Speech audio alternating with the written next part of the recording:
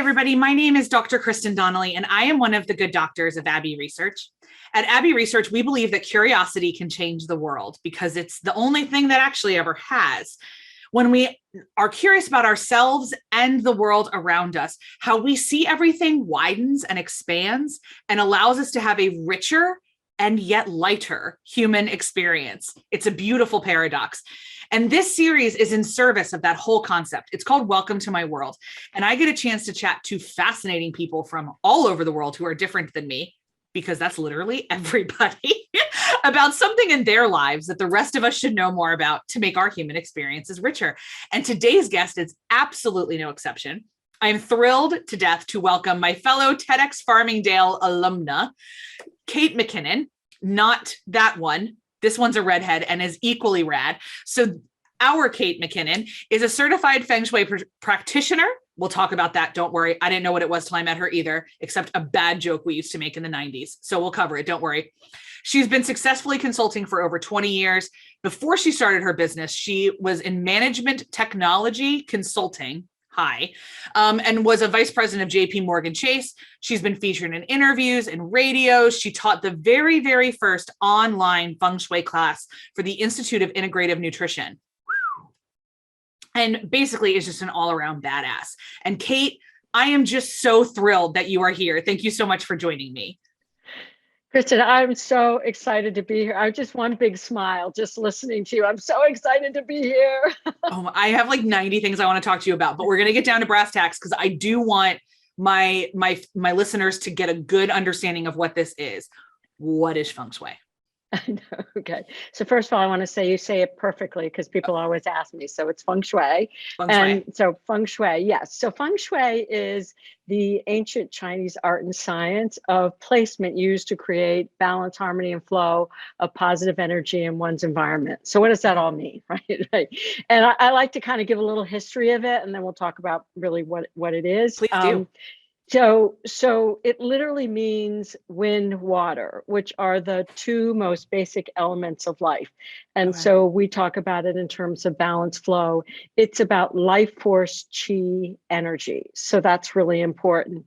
And it was first used in China thousands of years ago to help select the placement of farms and homes that would have the best air, the best water, the best sunlight. So it was really all about like setting someone up in the ideal location that had everything that would sustain and support life and provide protection. So the image I always give is, if you were living in a cave and you want to be high up so you can see your enemies coming, but you have fire, you have light, you have air. If you're gregarian, you have food that grows, or you're, hunter, you have good food. It's all about the basic elements of life. And so that's when we talk about wind, water, again, life force, chi energy that supports us in our life. So that's the history of it. What I always say is, we could be talking about placement, but it's deeper than most people think, because the choices we make are reflected in our homes. The choices we make are reflected in our spaces. So who you are and how you live, it's a map. Your home is a map of who you are, essentially. So I always talk about that, which is really, really important, because really, I love this quote from Carl Jung, which is, our homes are a symbolic mirror of our inner selves, our unconscious emotions and desires. So if you think about it, how we live, most people associate with living in a home. There's lots of different spaces, but the idea is that you live in your home, you're who you are, you make these choices in your home, they're reflected in sort of coming from you in your home. And then when you come to me and you say, something doesn't feel right, which is how people come to me, they say, I have a beautiful home. It doesn't feel comfortable. Something doesn't feel right. It feels out of balance. It's blocked. It's because there are selections you made in your home that are creating those blocks. So what I do is I come in and I work with you. I get a lot of information, And then in the course of working with you, I actually have a map I use. It's called a bagua, so I can overlay it on your space. And it actually tells me, areas of life. When you say you're looking for a relationship, there probably is a block in your relationship area. So I can see these things and we can go in and start unblocking them. And that is the placement. We move things around, we add things, we do everything to balance the environment so that it not only reflects who you really are, but creates a sense of peace and well-being. So I come in, somebody calls me the Mary Poppins of Feng Shui. I drop into your life. I learn all about you. You learn about how to create a space that really it's if you're familiar with acupuncture, it's like we're meridian centers, energy centers. Yeah. So really what I'm doing is I'm aligning your energy centers and your home's energy centers so you're aligned. So your home feels like you and your home actually looks like you, feels like you. So there's this beautiful alignment that goes on. So I call it Feng Shui's acupuncture of the soul. So it's so much deeper than when people think about it, but that's at a very, very high level how it works, if that makes sense. And of course, if you have any questions, please, It does. I mean, I am constantly cluttered, but I'm not dirty.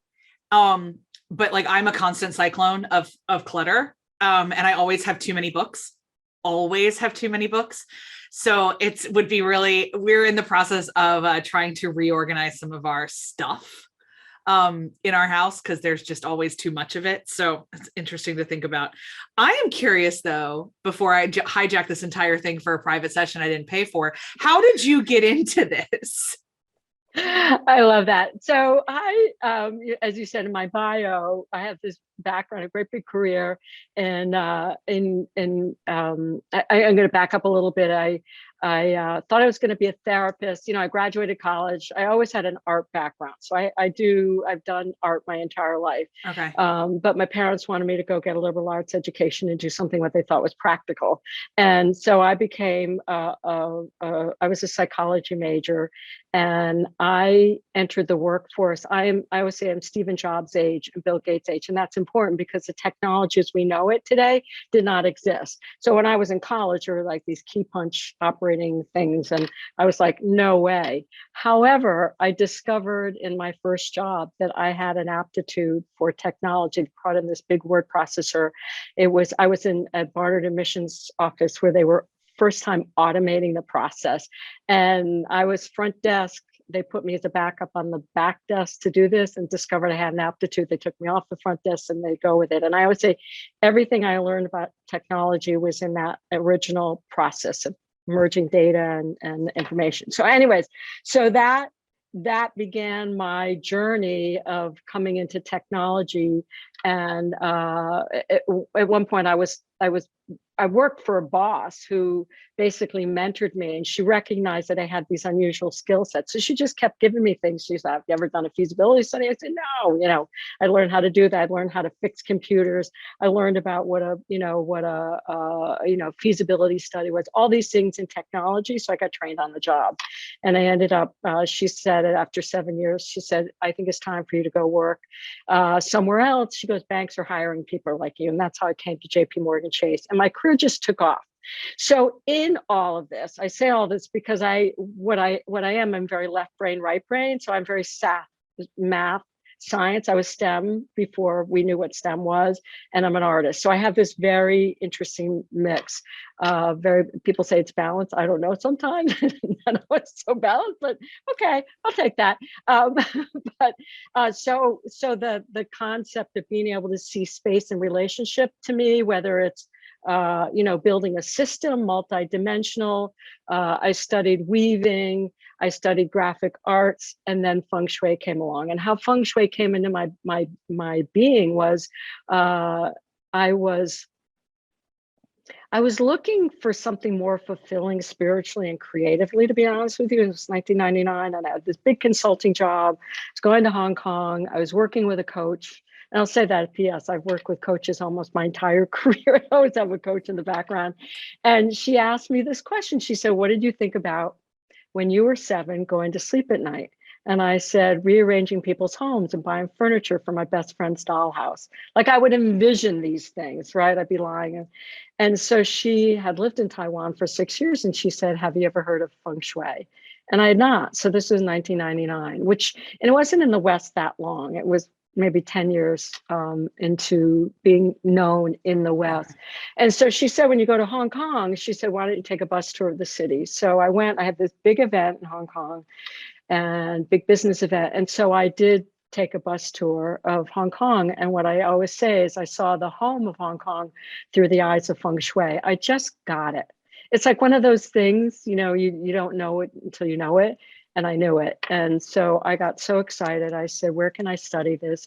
I found there weren't a lot of schools, but found the school. His Holiness Grandmaster Professor Lin Yun was teaching a program. Yeah. And I said, sign me up. And that was in 2000. And I've been doing it ever since. So I continued to do my big career in Feng Shui, because for a while I wasn't sure if I was going to be able to make money on it or whatever. But 4 years ago, I retired from my corporate job, and I said, this is what I'm meant to be doing. Like, it's time to stop doing that other stuff. I'm done. And it's time to do this, which I feel I'm meant to do. And here I am 4 years later. I love it. As you were talking, I was like, what did I do when I was 7? I think I laid awake at night telling stories. That's perfect, right? Yeah, I think perfect. That's what I did. And actually, when I went to no, I think I was like in 8th grade. So I was older than 7. So I was like, 12-ish. And I was having massive anxiety, but we didn't diagnose children with anxiety when I was 12. And so one of the things that my therapist had me do was tell myself stories out loud about the day and talk myself to sleep, essentially, and tell myself the stories of like what the day did and what I wish the day had been, and like process it out loud. And then, so even in college, when I had roommates, I would whisper myself to sleep. Like, wow. It took until my late 20s to not have to do that anymore. So that's just a side. But like, yeah, I think at 7, I fell asleep telling myself stories. I think is probably what happened. It's incredible. That's incredible. Crazy. I love it. Best. Yeah, me too. So I think one of the other fascinating things I love about this is that this is your second career, and that it's a great reminder to those of us who are still fetuses on this planet that we can have a lot of different dreams and we can have a lot of chapters, which is one of the things I really appreciate about yours as well, that it's like, okay, well, I think about a lot of millennials and Gen Z, we just assume we're never retiring. And I mean, we'll all die in debt and all that other depressing stuff. That's true, probably. But also this kind of like beautiful thing about like, okay, well, I can also retire from one job and have another. I can say no to this chapter is allowed to end, and I can open up other chapters. And I know from being friends with you that one of your other passions is this idea that life doesn't like stop after retirement, and life doesn't have to end. It just continues to evolve. And that's what your Farmingdale talks about ish. Yeah, absolutely. Okay. Absolutely. Yeah. Yeah. Yeah. So my talk in Farmingdale is about women aging and visibility, and this whole notion of really what you're saying, and for women in particular, a certain age, whether people feel it or not. My whole goal is that I always say our younger sisters, I want to talk about this so that our younger sisters never feel their light go out, because this is about keeping our lights on forever, as long as we can, instead of saying, I'm surrounded by people my age where it's like, oh, I can't wait to retire and go play golf. And I'm like, yawn. I mean, that's like, that I feel my brain turning off, right? Like, it's like, they say the best thing, for instance, my husband learned the piano like 10 years ago, and it's what keeps his brain on, the music, all that stuff. So the idea is, and I talk in my talk, Women Aging and Visibility, I talk a lot about this, but I also talk about I did my first triathlon at 50. I got married at 58. And I always say, in a strapless Oscar de la Renta gown, like, there were so many people like, oh, you should cover up. It's like, what? Yeah. Like, what? So it's really about living our life full on, whatever that means for you. And I think that's the important thing.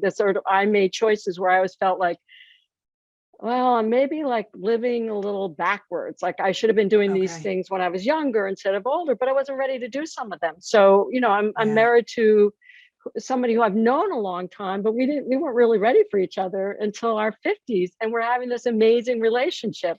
So I love it. I Yeah. didn't have children. John and I say all the time, like, if we had met when we were in our 20s, I would have never given him a date, much less a marriage. Like, there's just no way. Yeah, no way. Too. Yeah. Me too. I'll tell you a quick story, because my husband just said it to me today. He goes, he still laughs, because I got them this card once, and it was like, like young children from maybe the 40s or 50s, and they're sitting there, like, the little girl's knitting and the other guy's reading the paper, and she goes, if I'd met you younger, my mother would have never let me play with you. And Ray said, that's me. Your mother would have never let me play with him. And it's true.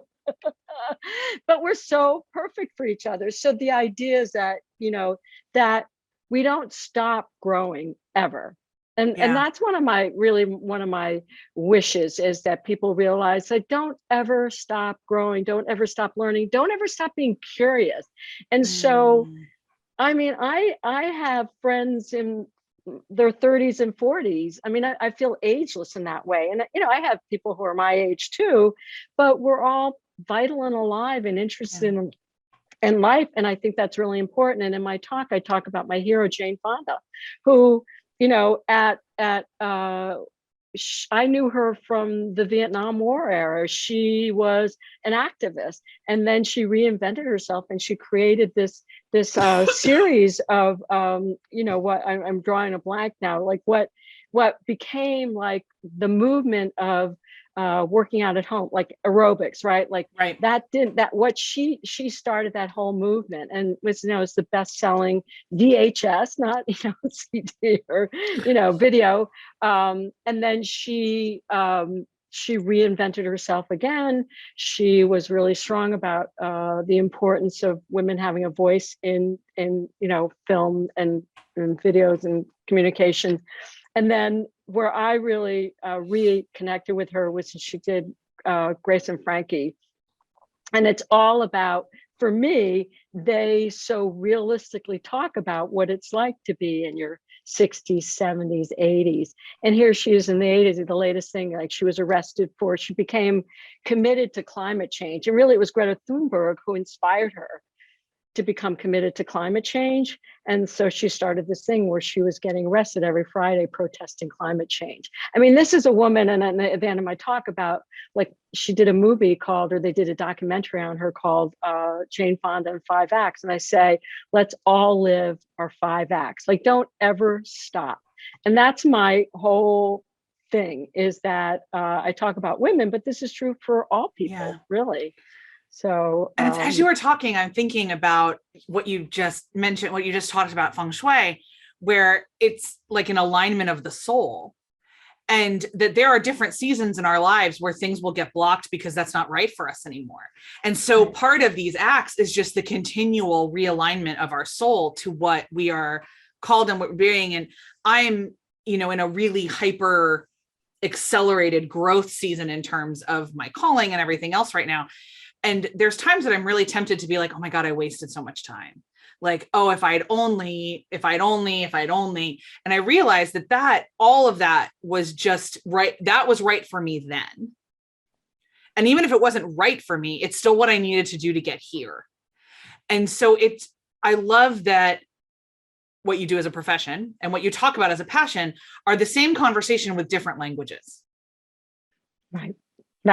That's right. No, it's really well seen. And I feel like we are constantly, if we're living and being true to ourselves and being aligned with who we really are, we're always evolving. And it's true. Like, every once in a while I'll be like, there will be things where suddenly I'm like, I don't know why I'm doing that, because I already know that. Like, that's so over for me. That's so old. Like, I know it's new for other people, but I'm not really interested in it. So move on, right? Like, it's like, it's integrated in who I am. I don't need to go back to it. I need to continue on. And I think, when I talk about my full life story, I had a lot of growing up to do, and I had a lot of things. I always say everybody has a story, right? And I had a lot to work through into my early 30s. And that was when the real growth started taking off. I made changes in my life, and I said, I need to take responsibility for certain things in my life that I was not.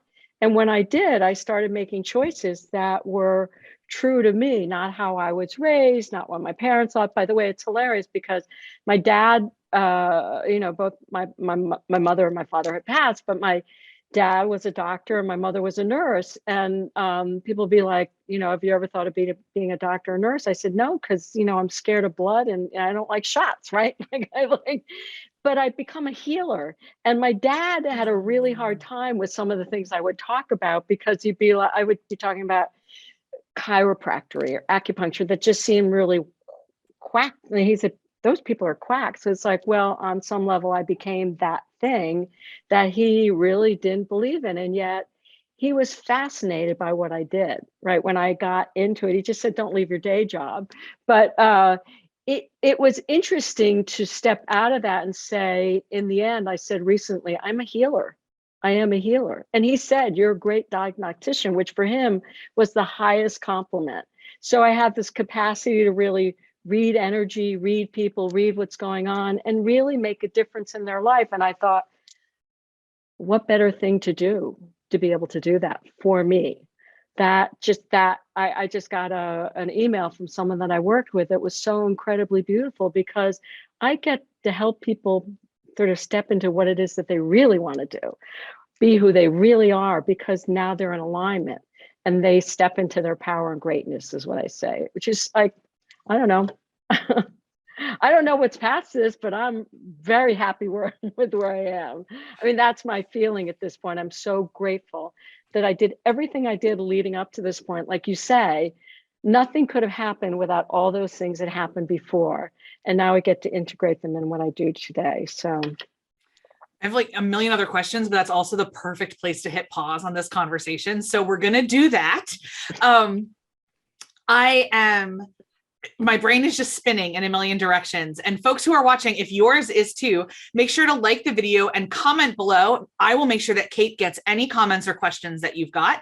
Also, all of her contact information is going to be below this video as well. So don't hesitate to reach out to her directly and get in touch about anything that we just talked about in our very wide-ranging and yet very focused conversation, which I love it when that happens. So if you liked the kind of learning about other people's lives, this entire series is that.